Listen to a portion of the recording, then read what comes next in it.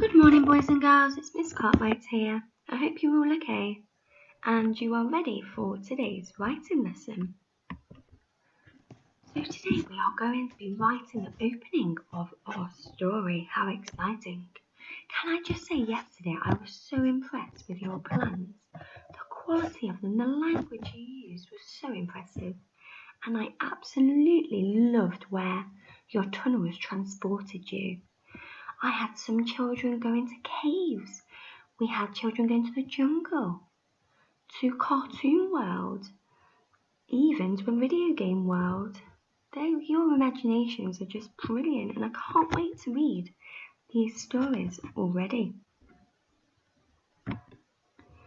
So then, before we get started, please can you write the date? Today's date is Thursday the 28th of January and your learning objective is to write the opening of a story. So you can write that in your exercise book and you can do your very neatest handwriting, and if you have got a ruler to hand, please underline that as well. So pause the video now and then we will get started.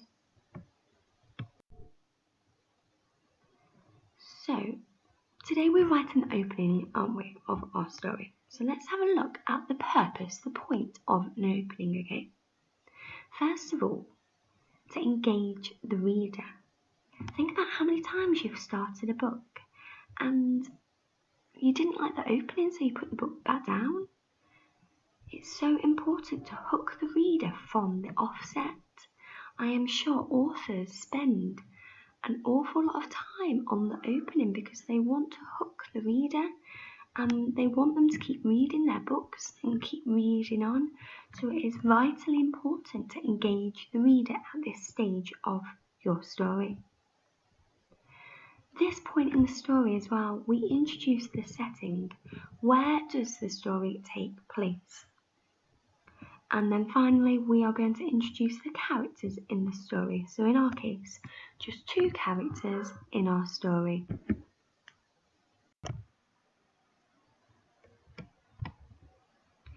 Right, let's have a look at our success criteria for our story.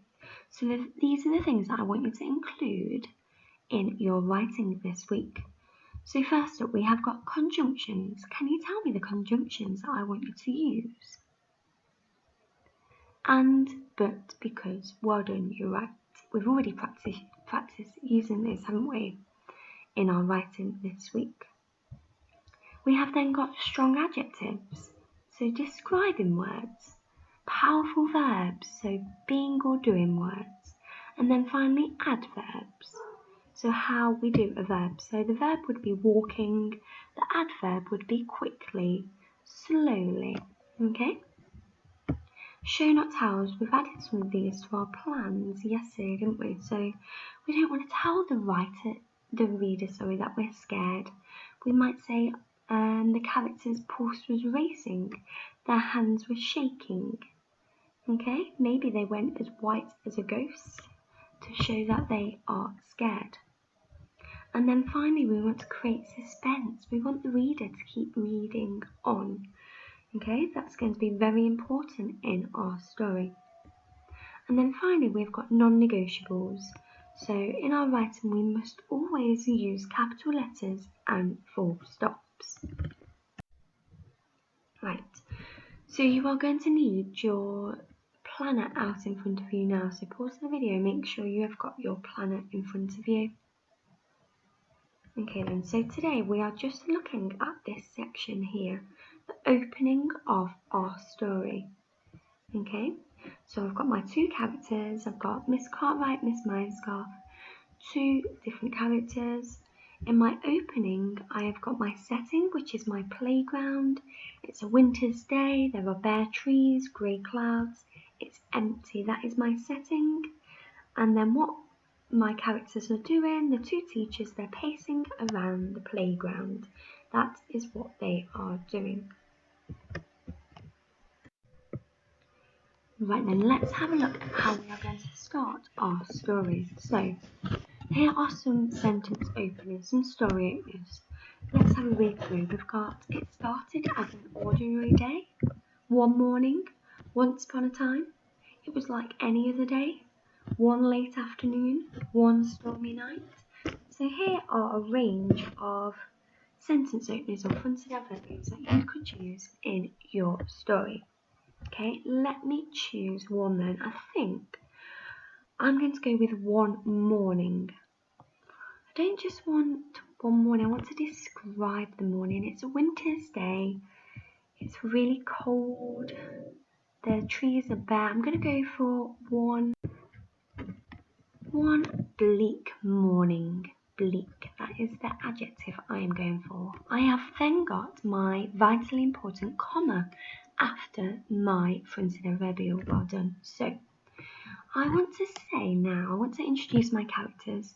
So I want to say two friends are walking around the playground.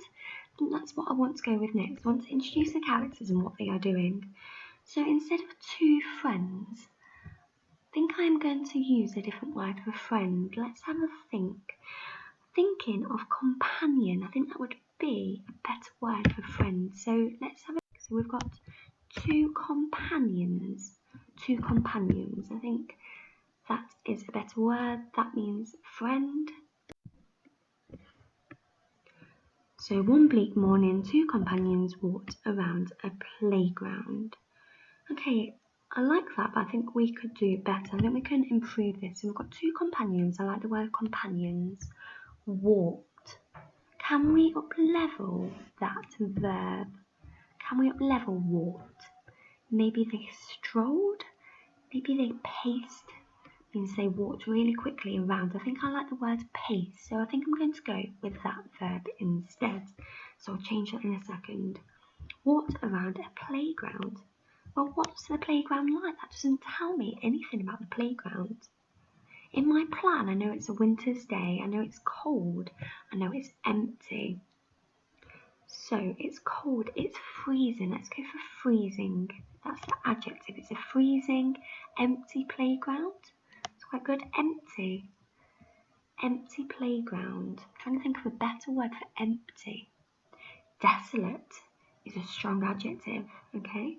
It's a synonym of empty. It means the same thing. So let's have a look at how I have. So we've got one bleak morning, two companions paced around a freezing, desolate playground. Next up then, I want to describe a little bit more about what's in this setting. So from my plan, I can see that I've got heavy clouds and I've got bare trees in there. So let's have a look. I think we could talk about the heavy clouds, and the air is quite cold, it's quite crisp. So I've gone with heavy clouds filled the crisp air. Could we add a conjunction in there? Heavy clouds filled the crisp air. I want to tell them some more information about what's in the playground. Let's have a look then.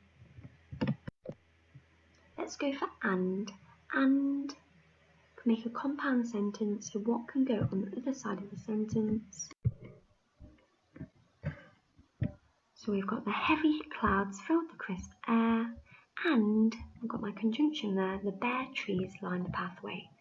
So the trees were all around the pathway, okay? So next up, I think we need to introduce the characters. Now, we haven't really told the reader what the characters are like. So remember, the characters are both very different in personality, okay? Miss Myscough, she's very adventurous, but Miss Cartwright's very shy. So what conjunction could I use there to compare them? We could go with but, couldn't we, here? But. So you might want to use but here. So let's have a look at how I have done that. So we've got Miss Myscough liked the fresh air, but we've got the conjunction Miss Cartwright liked to stay indoors. Okay, so we've compared them. So what, I'm not sure I like the fact that I've used light twice. Let's think of some stronger verbs. So Miss Myscough loved the fresh air. She adored the fresh air, maybe. Maybe we could change that to adored. But Miss Cartwright liked to stay indoors. I prefer the verb preferred. I actually, so let's change that. So Miss Myerscough adored the fresh air, but Miss Cartwright preferred to stay indoors. Okay, I haven't added any adjectives, have I, to describe these two characters? So I'm going to take those from my pronoun and add them in. So we have got the adventurous Miss Myerscough adored the fresh air, but the timid, that means shy, Miss Cartwright preferred to stay indoors. Lovely.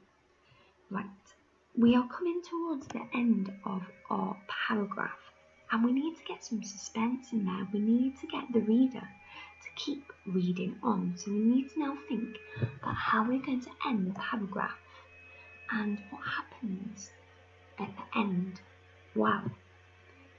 Miss Cartwright, she spots the tunnel, but we don't want to tell the reader that yet, do we? We want them to keep reading more, so we're going to give them a clue that something is going to happen. So I've added a sentence in here. Miss Cartwright scanned the vicinity for an escape route. Okay, so she wants to leave the playground. She doesn't want to be outside.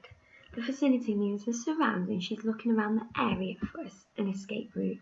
And I've used a conjunction again here. So I've used because now. So now I've used all three conjunctions.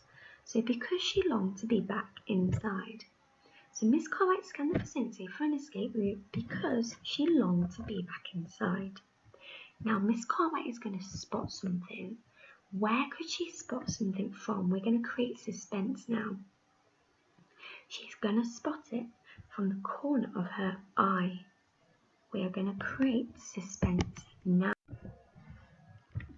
So I've added out of the corner of her eye something quite bizarre. That is the adjective from our word map from yesterday. Bizarre caught her full attention. ... Wow, I'm creating suspense there. I want the reader to keep reading on. I'm not going to tell them what she spotted because that creates suspense. I want them to keep reading. So let's read from the top. One bleak morning, two companions paced around a freezing, desolate playground. Heavy clouds filled the crisp air, and the bare trees lined the pathway. The adventurous Miss Myerscough adored the fresh air, but the timid Miss Cartwright preferred to stay indoors. Miss Cartwright scanned the vicinity for an escape route because she longed to be back inside. Out of the corner of her eye, something quite bizarre caught her full attention. Wow. So you can see what features I've included. I have got my strong verbs that I have changed and up-levelled. I have got adjectives, and then I have included all three of my conjunctions.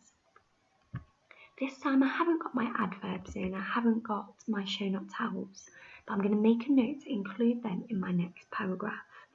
So, I cannot wait to read your openings of your stories. Don't introduce the tunnel yet. We need to keep the reader reading on, don't we? So don't introduce the tunnel yet. Just give a clue to spotting the tunnel.